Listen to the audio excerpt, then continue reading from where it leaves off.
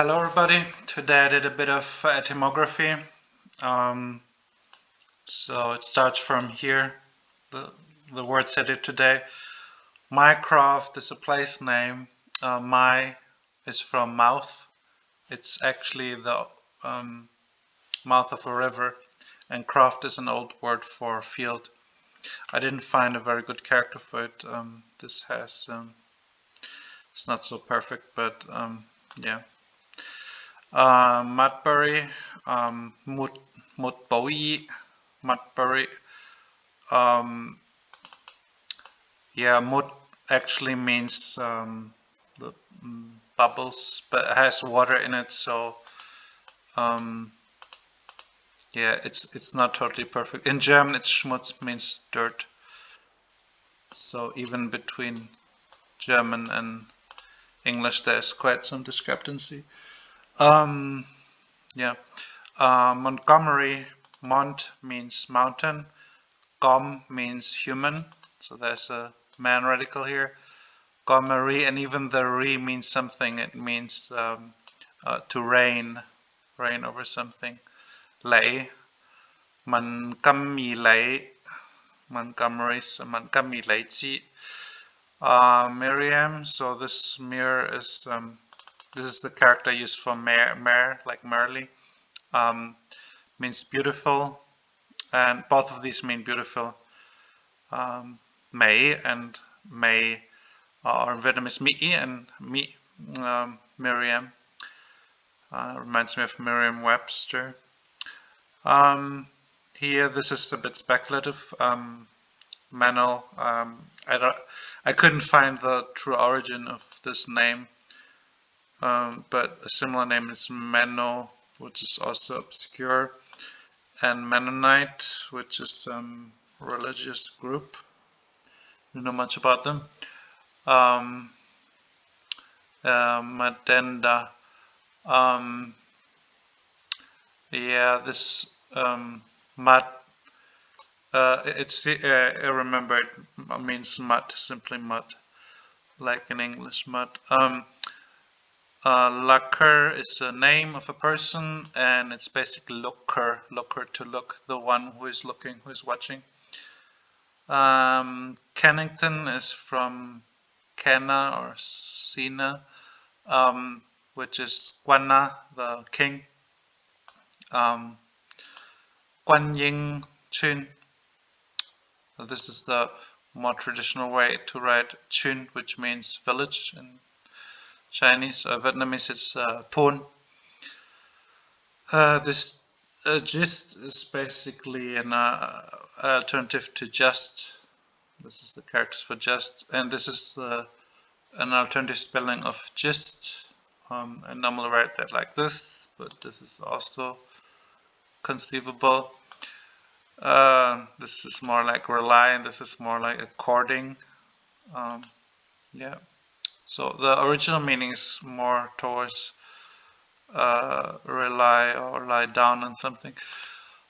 Crux is basically the same origin as cross, which is this character, but I added a little mountain there so that it can be distinguished. Yeah, mountain because it's the highest point. Actually, the word crux reminds me very much of Cao Guan, which is Cantonese for like very important or very severe. Yeah, the crux of the problem. Mainspring, yeah, that means crux. These are some very obscure words here. Um, there's this expression Jedart justice, which is from a place name. It basically means, this is from a name. I didn't write down that name. It's a Jewish name. Basically, it means the love of God, but I couldn't figure out what the different parts of this word are. So I just added, used the character for Je, Ja, like God, like Jaja, and the heart. So love God. It's not finished. I asked an actual Israelite to tell me what the different parts are of that name. This is just one part of that longer name.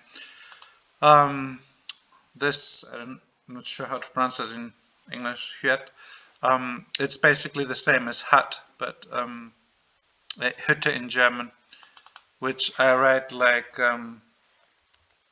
this. Actually, it's a cave, but it's Hüt in Vietnamese. In Cantonese, the H is lost.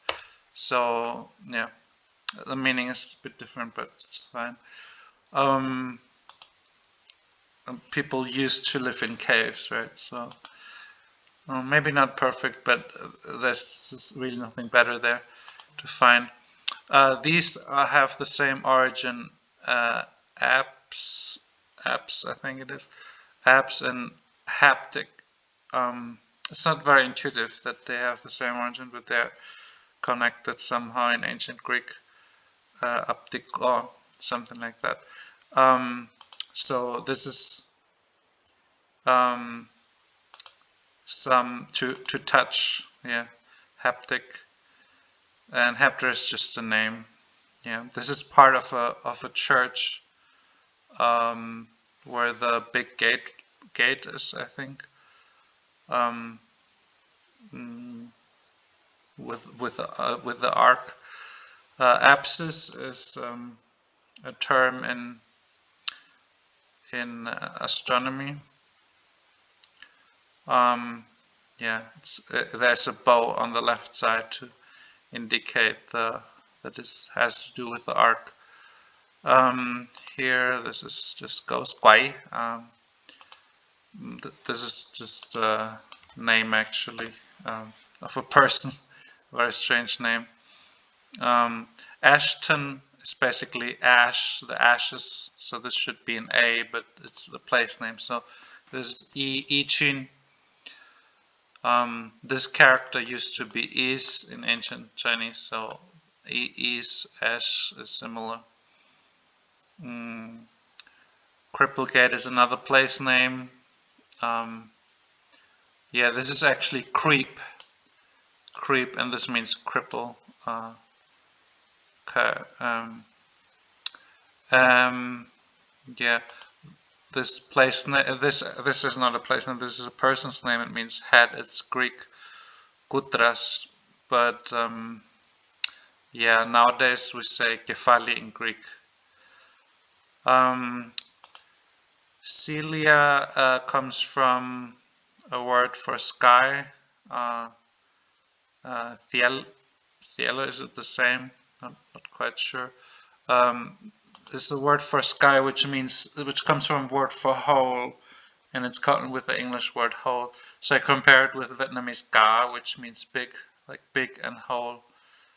And this phonetic part indicates that there was an L ending initially, so that's pretty good. Come on.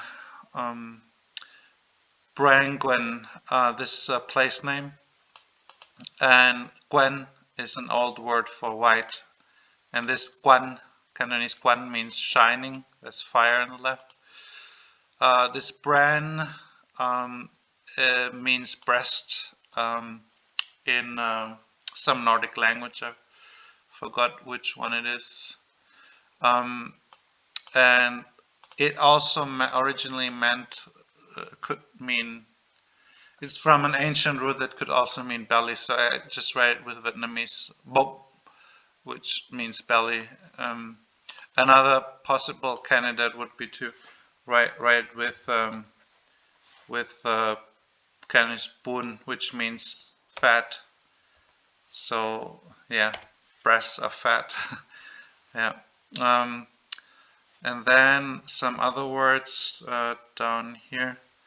Let me look at the dates. Where are the dates? Yeah, this is taking too long to zoom out, sorry.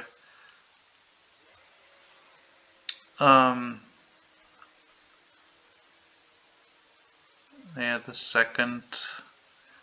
Here are some more words. Okay, infidelity. Yeah, it's confident. Yeah, it means to trust. Um, yeah, this is the name of a disease. Vert. This is what means to turn. Invert also means to turn. This is an interesting Latin word. Actually, it only exists in the word um, obscene. Yeah, it's in the word obscene. The scene in obscene actually means dirt, and scene and chan in Cantonese it means dirt or dust. Actually, dust in Cantonese. Um, yeah. Actually, I wanted to change this into to just use maybe just use tat for this. It means to scratch, and tried actually is like scratched. But I'm not quite sure because T is like an adjective suffix, so maybe just leave it as it was. Yeah, with adjective suffix. Contrive, trive is to turn. Kangaroo was a nice one here. Kong Yu, kangaroo. And Ru, yeah, here I use 注音 for the R because it's just single. Snippy, snippy, um, like cunning, is nip. And characters with this phonetic part on the right there, the three ears, often are also sip, so snippy is very perfect. Yeah, this means in Chinese, nip sao nipka means to be very careful, walking very gently, to not arouse suspicion. And this is also pretty snippy behavior. Okay, that's it for today.